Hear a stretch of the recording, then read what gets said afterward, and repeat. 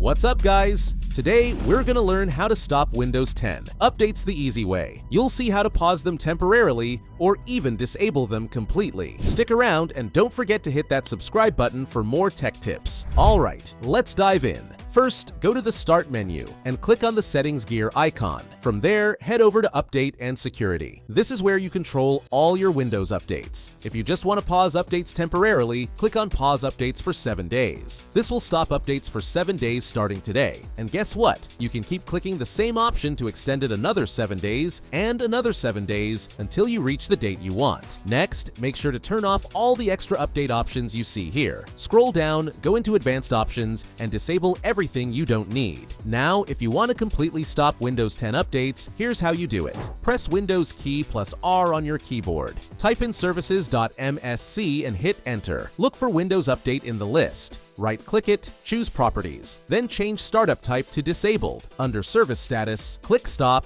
then hit Apply and OK. And that's it! You've just said goodbye to those annoying Windows 10 updates. If you know any other tricks to disable Windows updates, share them down in the comments. Thanks for watching, and I'll see you in the next one.